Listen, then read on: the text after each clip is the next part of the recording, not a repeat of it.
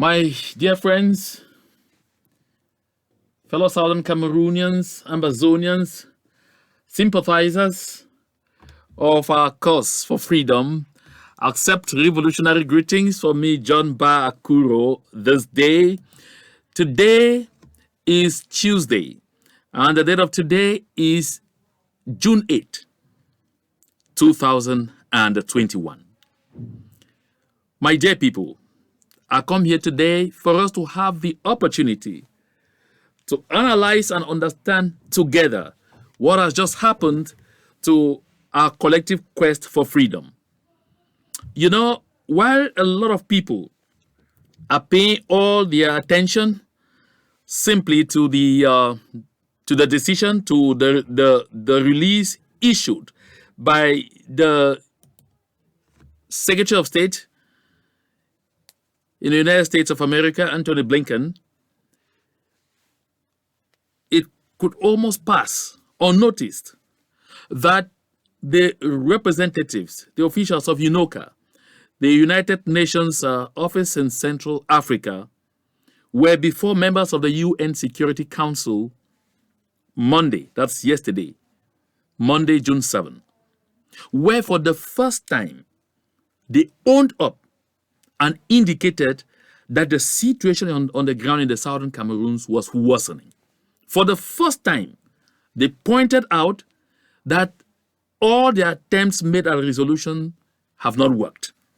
For the first time, they failed to cover up Mr. Paul Biya and La République du Cameroun. They even went as far as establishing that because of the worsening situation on the ground, they were forced to suspend their relief operations in the southern Cameroons, and pointed out that the humanitarian situation was getting worse by the day. Always, before that instance, they have come and tried to paint a false picture of some kind of, ability of the government of President Paul Biya to have a mastery of the situation, and that measures that were taken were sure to yield the dividends. But today, they have observed for themselves that that is no longer happening. My dear people, we have that to discuss on this program, on this slot. We also have, of course, most importantly, the press release issued by the U.S. Secretary of State, Anthony Blinken, same yesterday, Monday 7. And we have a lot of other important things to share, because you may not be aware that the government of Cameroon is fully bankrupt. I'm not saying that they're about to be bankrupt. It's fully bankrupt. La République du Cameroun is completely bankrupt. So this discussion is likely to be a bit long. And I'll implore you, my dear people, to follow this conversation all the way to the end, because you definitely are not going to like it that you miss some aspects of this conversation. So fasten your seatbelts, arrange yourself, settle down, and let us begin this very wonderful conversation. Perhaps you need some water or, a glass of something, so you relax as we are talking. And this is very important, because we are getting exactly to a place where myself and so many other people in this struggle have said before. If you recall, Honorable Weber said, right in the rostrum, in the Parliament of La République du Cameroun, that the problem of West Cameroon, he referred to it as West Cameroon then, or the 2 cubes of sugar, is what is going to bring down this country. And of course, we are virtually there.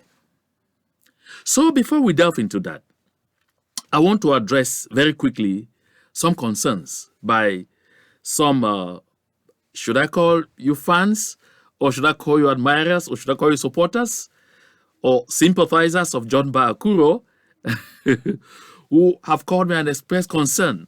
They feel that there's a lot being said about me out there that they don't like. A lot of smear, a lot of sabotage, a lot of insults. Some quoted that they listened to one barrister Fu John So saying incoherent and very unverifiable things about me, and they were telling me, please try to respond to them. Tell your own side of the story. When you don't respond to them, you give the impression that what they are saying is true. And my people, I like to say this. I hate to use this platform for personal glorification. I hate to use this platform to try and defend myself, to explain myself. I like to use this platform to address the issues with La République du Cameroun, because that one is our common foe, La République du Cameroun. That is what concerns me, and that's where I want to devote all my time on this platform. All what other people are saying regarding Ba Akuro, I call them side issues. Those are subplots.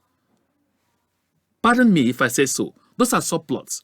And I believe, and I'm convinced, that a good lot of you have known me over the years, even when I served at CITV for, I think, 19 years.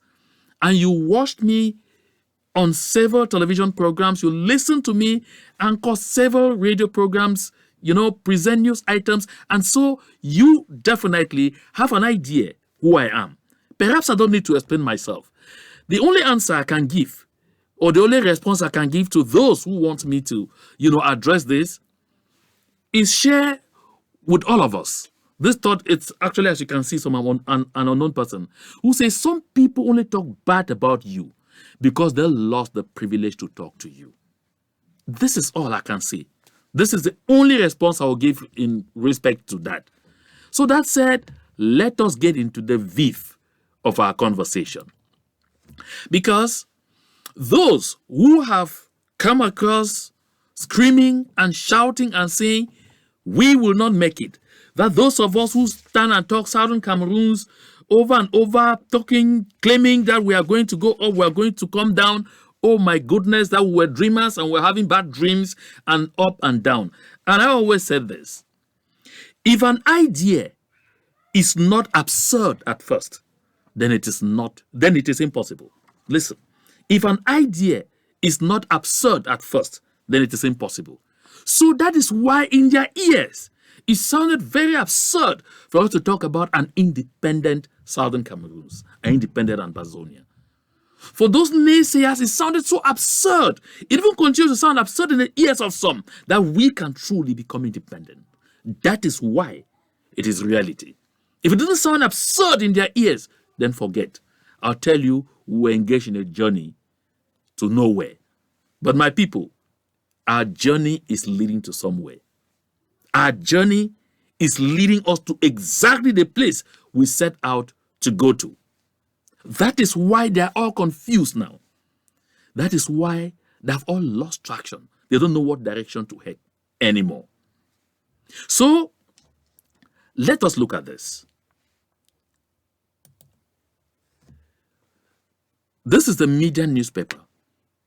I put this because I don't want to say it. Because if I say it, some will say, how do I know who did the act if it were not Southern Cameroonians or Ambazonians who were just gruntled with these people in a condo titi because they were running their mills, and so that perhaps they were not contributing to our struggle for freedom.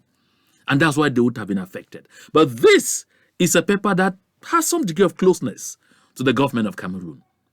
Read the title. It says, Ekono Titi Njan Division. Soldiers destroy private oil mills to save palm oil. This is horrible. This is unimaginable. This is cruel. If you look further, he says the cocoa and he says farmers cry scandal and they force the SDO to cancel his ban order. But before the SDO canceled the ban order, asking private individuals who own mills not to mill palm oil anymore and provide all their crops only to palm oil. Before the SDO canceled that order, what had happened? The people's investments have all been destroyed by the same people who claim they're coming to protect them. It's unimaginable. But I'd like us to listen to the voice of one of the victims. Just hear and imagine what should be going through their minds right now. Are these a people that we should live with? My dear people of the Southern Cameroons, are these a people who truly call themselves our brothers and sisters?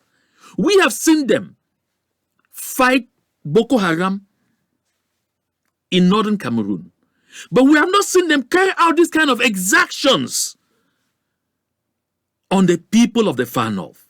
Even when the Speaker of the National Assembly, Kaveh Yege Jibril, shouted loud and clear that some of the supporters of Boko Haram were among them, we didn't see La République du Cameroun carry out this kind of incursions on private homes where they suspected that they could be supporters. They never did that because those are citizens of La République du Cameroun. But because we are not citizens of that country, because they don't regard us, first of all, as humans, that is why they will do this. Just take a watch and a listen. This is the destruction of the enemy people. This is the oil that will destroy. The boys, the drums, back and front. We are here struggling to catch the remaining oil that is remaining. This is the destruction. This is the oil on the ground. They pour everything on the ground. This is what they did. These are the drums. The boys are in front and behind and front. And see how women are suffering. This is people inside full of oil. They boss all these drums and they are standing like this. This is how they even struggled to burn the nails and left the fire. There was no work. This is the need. They were not doing any work. They were not doing any work. This is a fire site, no fire, nothing. This is a fire site, no fire, nothing. No work was going on. This is the mill, no work was going on. People were struggling to carry the oil out. This is what happened. Men are suffering. We are suffering here in India. We are suffering. We don't know where we are heading to. This is the destruction of the enemy people. This is the oil that will destroy. The boys, the drums, back and front. We are here struggling to catch the remaining oil that is remaining. This is the destruction. This is the oil on the ground. They pour everything on the ground. This is what they did. These are the drums. The boys are in front and behind and front. And see how women are suffering. This is people inside full of oil. They boss all these drums and they are standing like this. This is how they even struggled to burn the nails and left the fire. There was no work. This is the need. They were not doing any work. They were not doing any work. This is a fire site, no fire, nothing. You have seen for yourselves.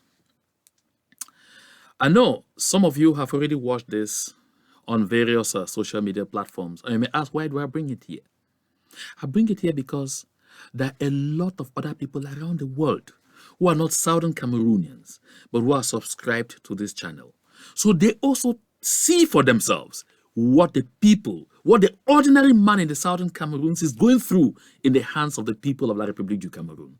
This is absolutely the colonial approach, the colonial mentality. This is exactly what the French did in Guinea-Conakry when President Sékou Touré refused to bow to the French, refused to sign some of the kind of agreements that eventually imprisoned a lot of Francophone Africa. The French did exactly this. They destroyed everything in that country. They even virtually dug up buildings. This is exactly what La République du Cameroun is doing to us. Because they are certain now, every day, every brand new day that comes, deepens their certainty that they will soon have to leave. And that is why they have made up their minds that they're not going to leave anything of value in Southern Cameroons. By the way, way back in the early years, they destroyed PowerCam. They destroyed the National Produce Marketing Board. They destroyed Cameroon Bank. They destroyed virtually everything. They destroyed our international airports. They destroyed everything that ever defined us. We came into the union with the police force. They took it even from us. No Southern Cameroonian has had the opportunity to manage the police force. Police was never a force of La République du Cameroun. No. They took away even the project to construct the Limbe deep sea port. That was one of the first that should have been constructed in that in that entire expanse. But we have not ended. We have continued to live. We have continued to prove to them by day and by night that we as a people are meant to be a successful lot. And we will develop southern Cameroons with supersonic speed to a level they've never seen. My people, we have to continue to remain strong. A good lot of them continue to say that we were dreamers, that we will get nowhere. I'm bringing back this thought by Tony Robbins to remind all those who from the point go thought we were involved in a child's play. They can see all the signs on La République du Cameroun today that from nowhere, we have succeeded in getting La République exactly to where we expected to get them. The country is totally on its knees as we speak. Yes, Tony Robbins says it takes no guts to be skeptical. It takes guts to believe, to put yourself on the line, to take action and risk failure, and ultimately to succeed. Mark the last line. Ultimately to succeed, because we are succeeding. My dear people, those who thought we were joking, who continue to believe in the falsehood being dished out from Yaoundé by La République du Cameroun on a daily basis, today are gnashing their teeth. When we told them don't go for anything, never settle for less than you deserve, because you end up with less than you settled for, they thought that we were mad. Today, they are gnashing their teeth. They gave them special status, ended it up with decentralization, and they said you will have budget to run. Today, budget was even prepared from Yaoundé and taken to them. And when you put the combined budget together, between what they call Southwest and Northwest, put it all together, it doesn't give you 7 billion in CFA. That's for special status. This is an insult, because you will not rival that with the hundreds of billions being disbursed in the southern region alone of La République du Cameroun, where Mr. Pobia hails from. This is a clear insult. And today, some, just take a watch, some who stood out loud and clear and told us that, oh, we were being, oh no, I think we are not even yet here, and told us that, we were making a mistake and all of those things. Today, they are telling them more and more that they can't even talk anymore. As you see there, Southwest Regional Council, 1 house, 2 speakers. Why? Because the one who calls himself president is today telling Chief Atem Ebako to shut his mouth. And it is this same Chief Atem Ebako who put all his weight and honor to get George Ewane where he is. And that's the same George Ewane who last Sunday on Cameroun Calling was telling Chief Ebako, describing him as an enemy in the house for refusing to shut down his mouth when things were not going right. Because Chief Atem Ebako cried foul. He said the computers, all the didactic equipment were brought in from Yaoundé, and the software inserted in was inserted in French. Who knows? If the software put there does not even have a direct connect to Yaoundé, such that if you write A, you type A inside Yaoundé C's, because Yaoundé does not trust any of them, not even George Ewane, not even Chief Atem Ebako, who swears and believes in them. They fear that if we allow these people even to manage even these things by themselves, they are likely to behave like those people they call Amber. That is exactly what it comes to. You are not trusted anywhere today. You are not trusted by Southern Cameroonians. You are not trusted by La République du Cameroun. Who brought this upon you? Simple skepticism. We dared to think that we could do something. We dared to think that we can get there. And of course, we are getting there. And the insult even continues. Let's get now to this one. Limbe Deep Sea Port yet to take off 13 months after presidential decrees. I don't know if any of them was dreaming that Mr. Pobia actually meant to construct a deep sea port in Limbe. Really? I'm trying to bring it to the knowledge of each and every one. That country no longer has money. The country is bankrupt, as you see right ahead. I'm going to prove that to you right ahead. The country is completely bankrupt and on its knees. That's why they can't work on the Bamenda Babaju highway.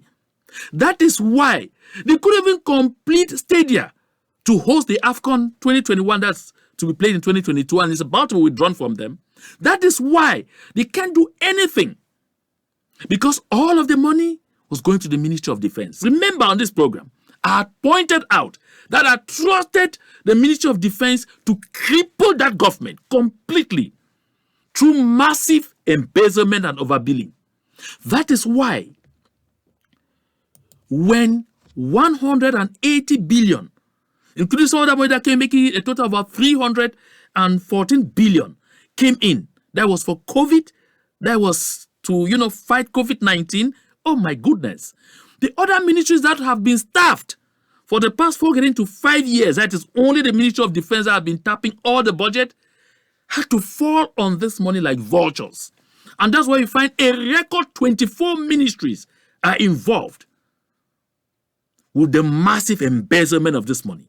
And they couldn't take it small, gradual. No. I mean, they had been staffed of their favorite spot for almost 5 years. So they fell on this money like vultures. And now there's nothing more, because they know that the end is nigh. And nobody wants to take the risk to end up with nothing. I'm going to come back to this, I think, in about 2 days on this COVID issue, because there's so much for us to share on that, to talk on that, so you go to learn exactly what happened and what is still unfolding with respect to that file. I'd like us now to move on to the VIF of our discussion. Listen, when I say this international pressure that is falling on La République du Cameroun at this point in time is coming at a time the country is on its knees, don't think I am joking. Take a look at this. This decree, signed by Mr. Paul Biya, as it is claimed on May 26, 2021, that's less than 2 weeks ago, is actually modifying some portions of the 2021 finance law that was voted and passed by the assembly of that country in December 2020. We are today in June. You have a series of decrees modifying that law because that budget cannot be executed. There is no money.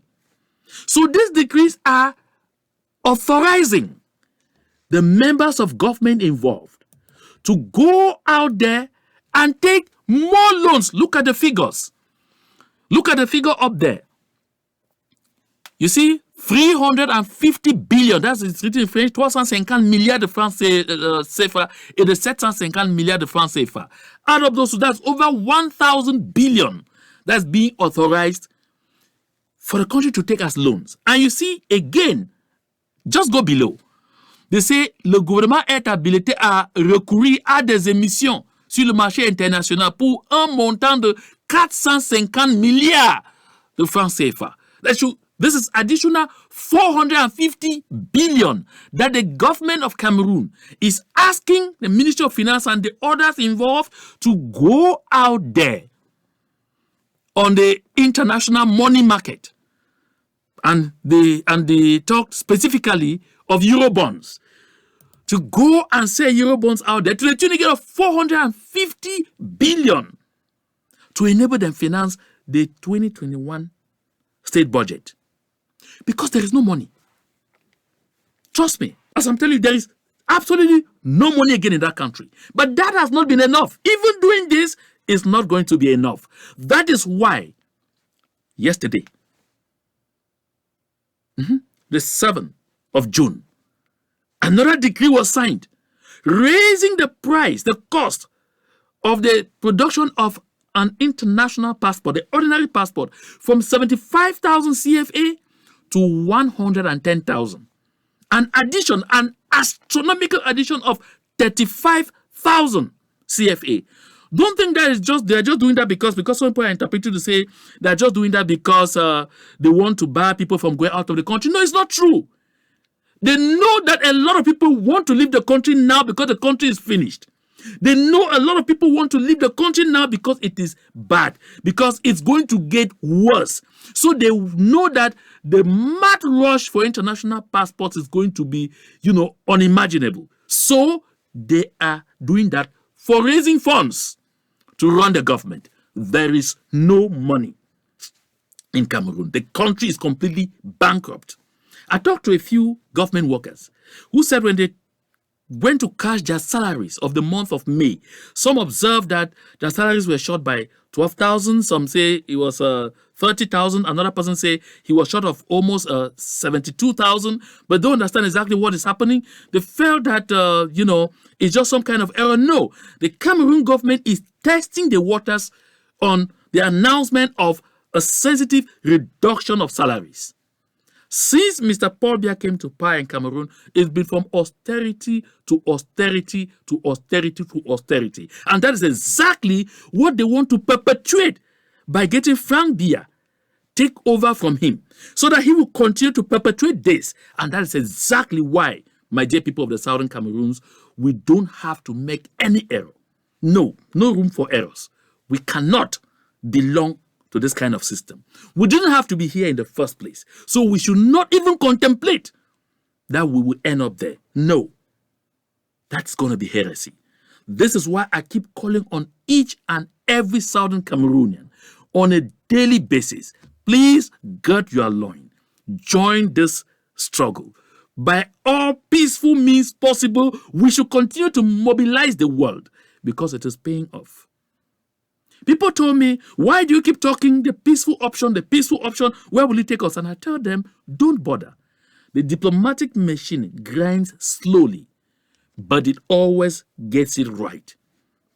Here we are today. And so let us talk about this measure taken yesterday, taken this Monday, June 7, by the U.S. Secretary of State Antony Blinken.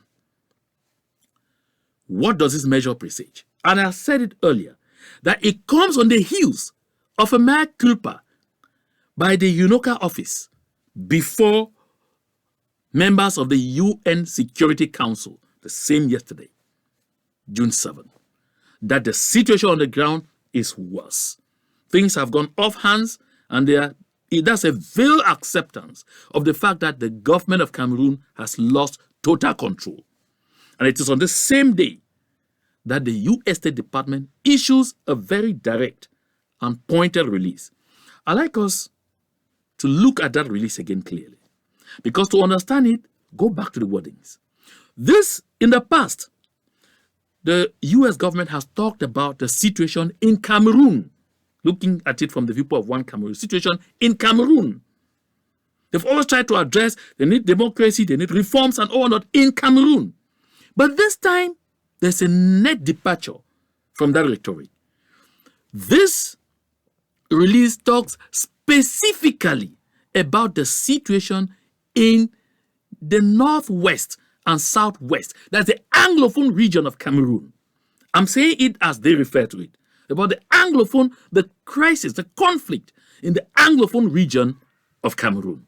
So it is specific this time. And so what does this say? Listen, this is not a statement made by a member of Congress. No, it's not a statement made by a senator. This is a statement from the State Department. So this indicates that what you have seen now is a clear demonstration that the United States of America now has a clear-cut policy on the situation ongoing in the Southern Cameroons. So it's not like before where they just pass and pass on it. No. Now there is a policy that's defined. And I guess it's important for us to know, who is Mr. Antony Blinken? How connected is he to President Joe Biden? Is he someone who is a bit detached, that you can think that perhaps things that he takes, decisions he makes could be, are likely not to be in tune with what the larger U.S. government will be looking at? But take note, this is someone who worked so closely with President Biden while he was senator, while he was in the U.S. Foreign Relations in the Foreign Relations Committee of the U.S. Senate. This is someone who was appointed to work in the cabinet of President Biden while he was Vice President of the United States under the presidency of President Barack Obama. And today, he is appointed Secretary of State by President Joe Biden. This makes you understand that these are people of like minds. These are people who have virtually the same vision, the same way of seeing things. So this reinforces the fact that this is therefore policy. And now, if you look at the statement made by the Republican member of the Senate, who was a sponsor of Senate Resolution 600 and was 682 or 680. That resolution that was, looked at by some people in La République du Cameroun or by the governing class in La République du Cameroun as not having a place. And what will Congress do to them? Remember, in that resolution, which was unanimously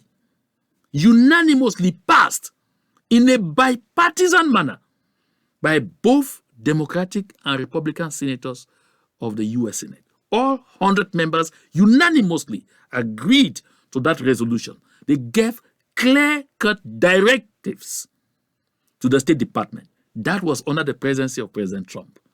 But now you can see the State Department under the presidency of President Joe Biden implementing those directives.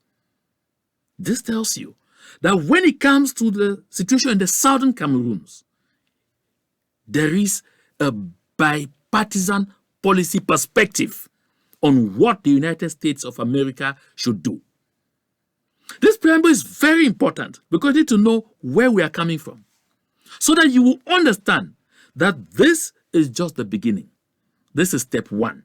There are definitely going to be several other things coming. Now, what is the implication of this? I read on social media fora, some people ask the question, so what if the officials concerned decide not to travel to the United States? How does it affect them? This is interesting. This is something we need to address here. The first thing you need to note is no name of any official has been advanced. Nobody's name has been mentioned. So this puts all the officials in Cameroon, both military and civilian, in a fix. No one knows, will I be involved? Am I going to be part of those who will be asked by this decision? If yes, how is it going to affect me? Because if a list came out, well, those who are not involved will say, okay, I'm not part of this, so I can continue doing what I'm doing. No, this is open-ended, and that's the danger involved. And it is not only for the government of Cameroon, it also addresses itself to us, the pro-independence movements. Are there people among us who are making gains, benefits from this struggle to the point they will be obstructionists of us getting together in order to facilitate the ability to have peace talks with the two parties in a clearly defined manner? All of this will come to play. And therefore, the sword of Damocles is dangling on the head of everyone. But I like us to look at it from this perspective. If you, as a firstborn of the house, are fighting with your junior brother, who's perhaps the lastborn, and then your father comes in and decides to punish both of you, the first thing is, take note, the younger person is already victorious. A priori, before you start looking at the other consequences, the younger person is already victorious. And whether I like it or not, the biggest acts of the punishment will fall on the head of the firstborn child. And the reason is simple. Because he has all the power. He has all the energy. He has everything that was needed to make sure that we didn't get they didn't get into fighting, but refused to do so. So what I want you to know, my dear people of the southern Cameroons, is that you will find some manipulations floating here and there. I saw the desperate people of La République du Cameroun are even already cloning some of the platforms of Comrade Marc Barretta, and they sent out messages claiming as if we were Marc Barretta, lamenting that the United States of America is taking sides with La République du Cameroun. My people, the United States of America is not taking sides with anybody. The United States of America wants order to reign. The United States of America has demanded from time immemorial that we should all go for peace talks without preconditions. And this is fundamental to address the root causes. And we all know what this means. Why is La République du Cameroun refusing to come to the table? Because they know that once you mention the root causes, they have nothing to offer. They simply have to recognize that they have to pack their bags and leave our territory. That is why they have been running away from talks. And that is why this decision affects mainly them, because we have been open and ready for talks a long time ago. It is La République du Cameroun that has continued playing games, coming out with cosmetic kind of solutions here and there. They created a DDR that today is of no consequence. They created a commission for bilingualism without teeth. That until today, nobody even knows what they have done for themselves. The National Commission on Human Rights and Freedoms that has existed for a long time, they did everything to bring down the chairman of that commission, who was bent, who was determined to say things as they were. They had to get him out of the way. They have created. They even created a special status when they have no power to do so for another country like them. But even that, they can't implement. They can't. My people, I was just showing you there a while ago. They announced the construction of a deep sea port in Limbe. 13 months after that, not even a single move has been made to show that there is something serious. This is just an indication that all of those things were demagogic lies. And UNOCA has been first to debunk that, to do its mea culpa. And so these decisions that you see falling are definitely going to affect all of those officials in La République du Cameroun who have been thinking that they're an island. Now, to respond to the question as to if these officials decide not to travel to the United States of America, what happens? Let me give you a simple example. You who are watching me now, you get up today and you say, for the next 1 week, I'm not going to leave my house. I just want to stay indoors, take a very deserved rest, meditate over my life, think about my future and everything. So beginning this Tuesday, right up to Monday next week, that is Monday 14, I'm not going anywhere. I'm staying indoors. You take that decision by yourself and you are inside your house. Suddenly, this is in the case where you have even decided, suddenly, you hear that the government has decided to put you under house arrest for 1 week, beginning Tuesday to Monday. My goodness. You are not going to be serene. No. Why? Because at that point, there is now a constraint. It's no longer of your free will. There is now a constraint.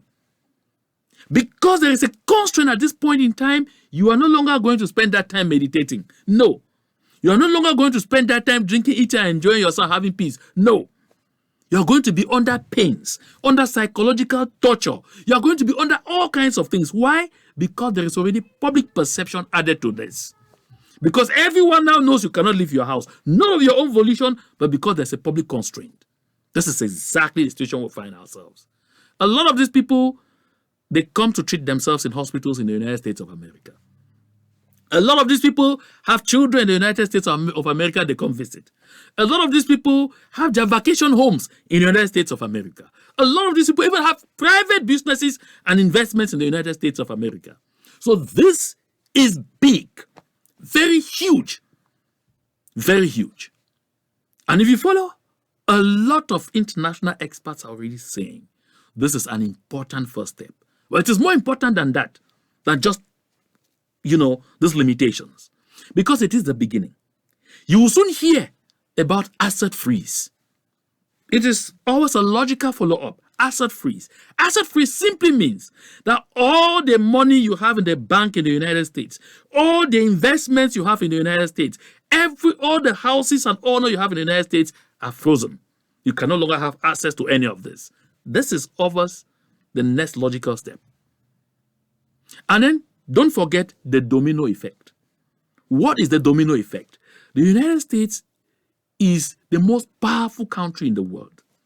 So they have allies who generally follow their steps. Once they take a decision of this magnitude, they follow their steps.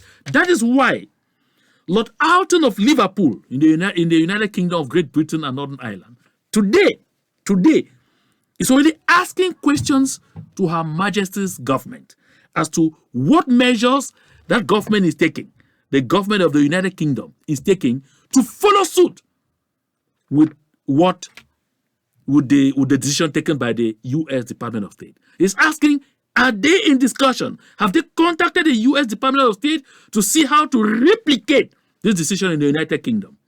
And they're already asking their allies too in the European Union to make sure the European Union should try to enforce the same decision in their space.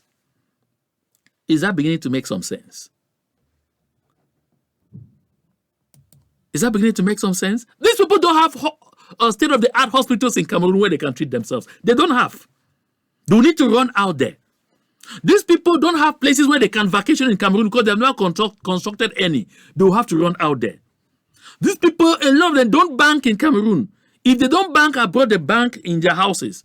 But now they fear that because of the tremor going on, there could be a search. Because of the fact there is no money at all in the country, the government is bankrupt, there could be a search at any time, and they'll claim billions like they did in the home of Minister Edgar Alain Mebengo. So, this decision is more than huge. More than huge, my people. I'd like us to note at this point that the pressure that us, the people of the Southern Cameroons, always exerted to the international community on the streets, we halted at one point because of COVID-19. Now that restrictions are beginning to fall here and there across the world, we will soon resume.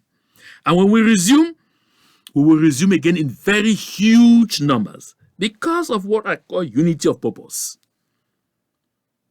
Because we all know that we either bond ourselves together and survive together and get the victory together, or we get completely divided as we have tried to divide ourselves constantly and then get slaughtered like pigs. That's why I've said here a good lot of times that anytime you listen to an activist or someone calling himself Southern Cameroonians, and anytime they open their mouth is to throw invectives either within or without, is to try to attack A or B within the struggle, those ones are not fighting for the freedom of Southern Cameroons. No.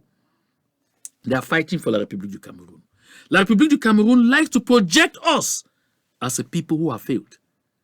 I was reading on social media this morning a text someone shared his experience in Papua New Guinea.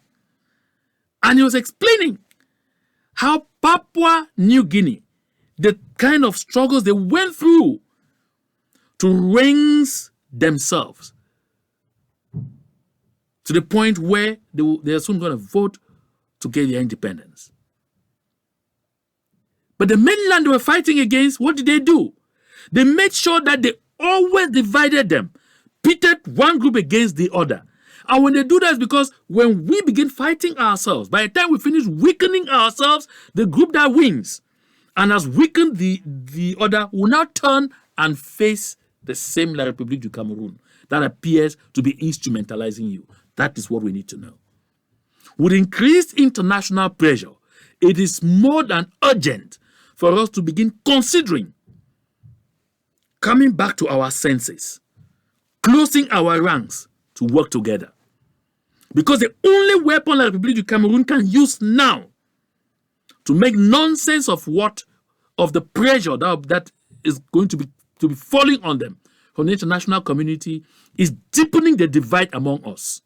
That is why you already noticed that just as this decision came out, someone created a post and put there and claimed there was from Capo Daniel that they had acquired enough material to go and bring down the warriors, to go and bring down General No Pity. You see, at another point, they're putting posts that Insobu is preparing to finish No Pity. All of those things are coming from the people of La République du Cameroun. Where we're not fighting ourselves, they are losing.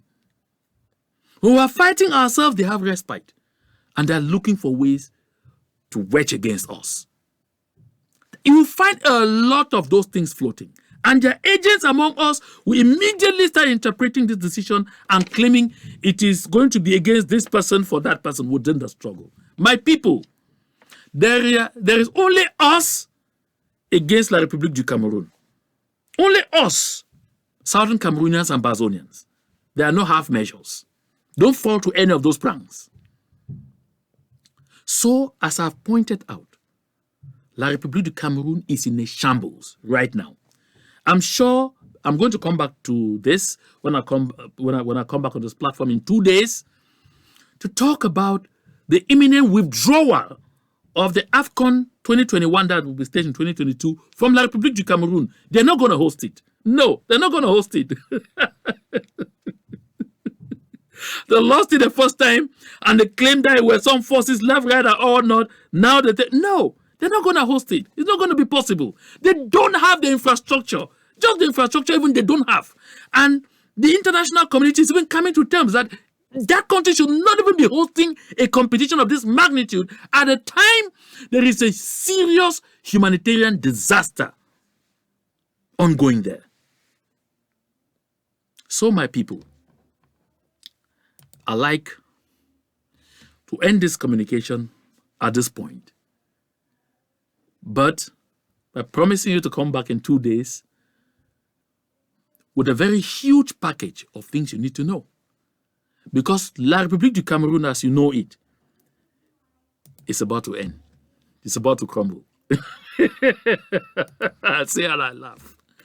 I told a lot of people before that the timing of this struggle of this phase, the timing of the start of this phase of the struggle was not by error. It was simply divine.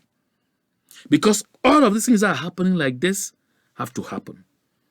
And La République will get to a point where they can't support themselves.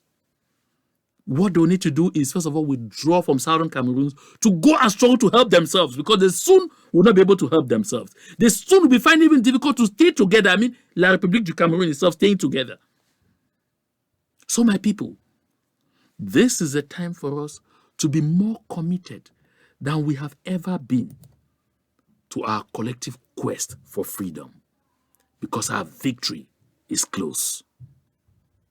I insist our victory is close. So, my people, make no mistake. We are almost there. To God be the glory.